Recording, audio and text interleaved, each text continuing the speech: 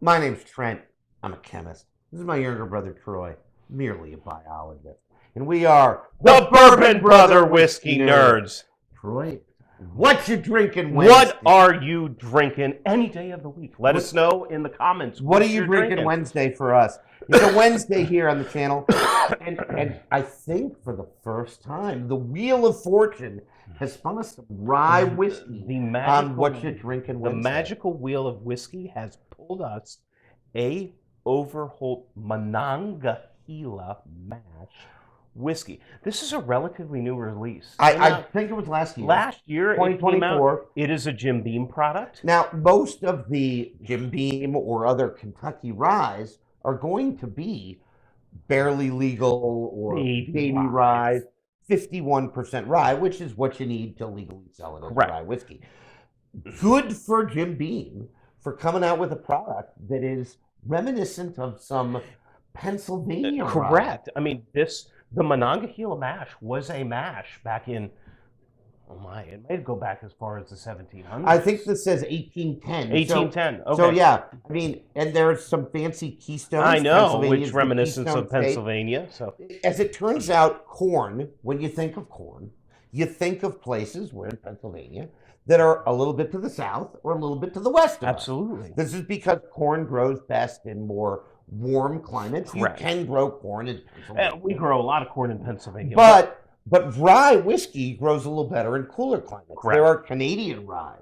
There are Vermont ryes. Maryland ryes. Maryland. Yeah. And Pennsylvania rye. Pennsylvania was known in this time frame for its rye whiskey. And so this is 80% rye, 20% malted barley. It's just a true grain. Don't think there's any corn in the mash at all. None whatsoever. And we've drank this before, but we're going to pour ourselves some. Coming in at, what is it, 95 proof? 47.5% alcohol. Right, so at 95 proof. So that's a pretty normal proof range. I don't think this was that expensive. No, $40. Yeah. $40. So it's a nice product for Jim Beam to put out. There you go, buddy. Thank you, sir.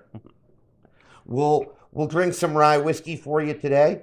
I don't know how true to form the flavor profile is, what old style 1800s Pennsylvania ryes were about. But Troy's certainly right that the Monongahela mash, that mash bill, I think they researched. And again, good on Jim Beam. I mean, good on Jim Beam for, again, the history I think is important. It's very nerdy. It is, but it's very cool, and we enjoy that. And they did a good job with the bottle design here. It's kind of reminiscent of what you would find, this dark amber type of glass in the shape. They did a nice job. It smells really good. It smells really good. Oh, yeah. It's reading as a brighter rye.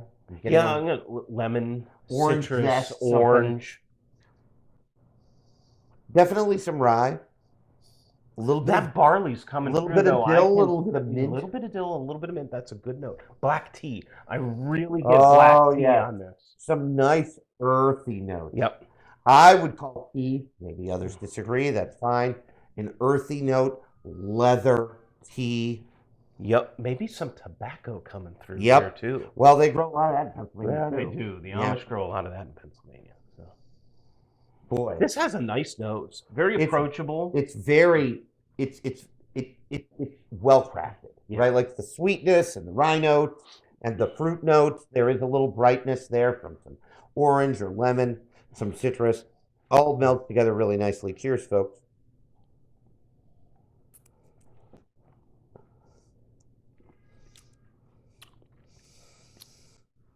All right, you made a point about the malty notes. Yeah. That I'm getting more on the palate. I do get more of that on the palate.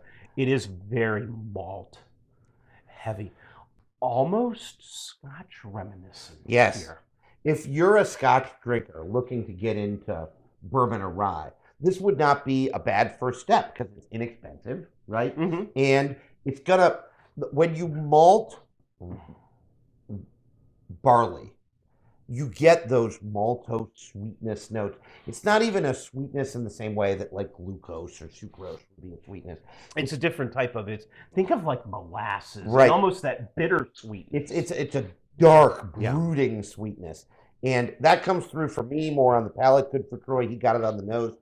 I like the finish. I'm getting little oak. I'm getting a little bit more dill on the palate than I did on the nose.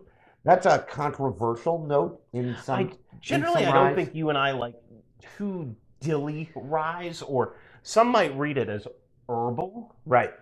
But this is in check and in balance. It's well balanced. Yeah. Right. Like I can handle some dill as long as it's not out of balance.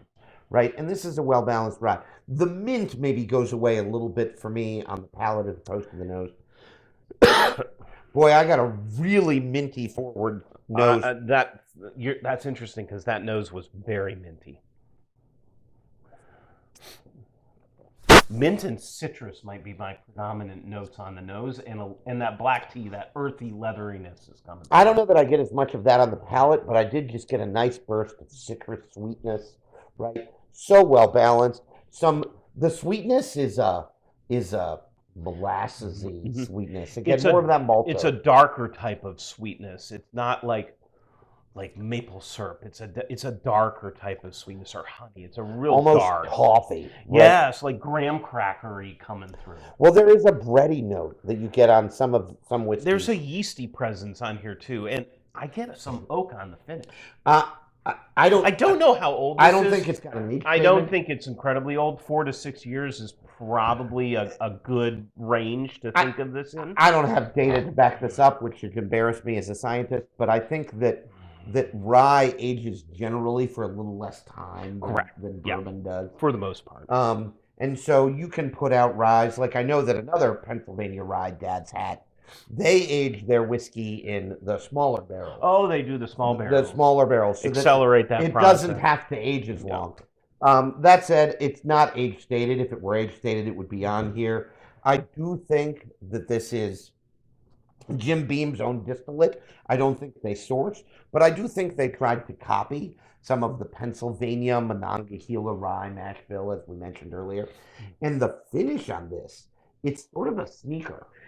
It's got a second level. It does. That packs a little bit more rye spice. Little layers to it, which I kind of find, for a $40 bottle, there's a good bit of complexity in it. There is. It's an interesting whiskey. It is. And that I like. It's a bit of a departure, I think, from a high rye bourbon or even a more traditional rye. Like a little bit of a baby rye, right? Yeah. It's a bit of a departure. And I do think there was some of this mash bill included on the little book 8. The chapter 8, yes. Did have and holy cow, is that ever a good whiskey. Now you got to pay a little coin for it, but I think we'd recommend it. I think if I saw it again at the $125 we paid, I think I'd buy it. Yeah, because having a backup of that bottle would be well worth it. Again, also a Jim Beam product. We are unashamedly suckers for anything Jim Beam. We have colleagues in the Whiskey Tube community, as it is called, that aren't as big into the Jim Beam profile. Doesn't mean we dislike those people. As a matter of fact, exactly the opposite is true. We've mad respect for those folks. We're big fans. I remember them being big fans of this bottle as well, and of the Little Book 8. It was pretty well received across the Whiskey Tube community. And so I think this is a bottle that if you see it at your local wine and spirits, and you can handle a little bit more of a rye-forward rye. Yeah, it's not overtly sweet, so understand what you're getting into. And you're going to get those baking spice rye notes. You're going to get that maltose, that mint, that dill. All of it's going to come. It is herbal forward more than sweet. But it's going to be all well balanced. And some balanced, lemony, citrusy sweetness. Some tied in really nice aged notes of maltose because of the high percent of malted barley in there. Just a really nice offering. I agree with Troy. It's really well received by the whiskey community, and it was well received by us. Hopefully people know this already. We're just going to tell you what we think.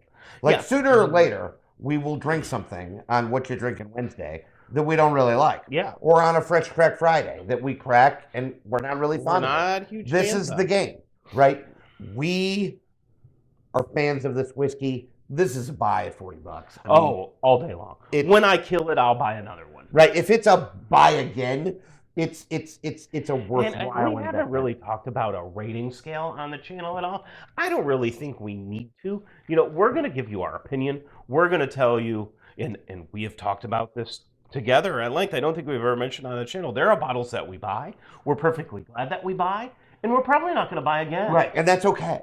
And there's nothing wrong with that. This is one I bought. I like it. Trent likes it, and I'm going to buy again when it's gone. And you can see we hate it because it's about halfway 3/4, gone, maybe 2/3. Yeah, it's getting down there. It's lived a good life, and it's been has drank often. So again, tell us what you're drinking on whatever day it is, because we really want to know. I guarantee you, if you leave a comment, one of us will reply back to you. And if you've got a longer comment, maybe things you'd like to see on what you're drinking Wednesday, if you see a bottle behind us, we'll be happy to drink it. We will try it. Email us at BBWN737, at gmail.com. 737 at gmail.com. BBWN737 at gmail.com. I'll go as far as to say that if you suggest we drink something behind us, we'll drink it. Yeah. We'll make that a What You're Drinking Wednesday. We will make that a What You're We'll Drinking Wednesday. abandon the Whiskey Wheel of Fortune. The magical Whiskey Wheel of Fortune. And we'll just drink what you recommend, right. because we want you, as always, to drink what you like. And like what you drink. Thanks, folks. Have a See good you next night. time.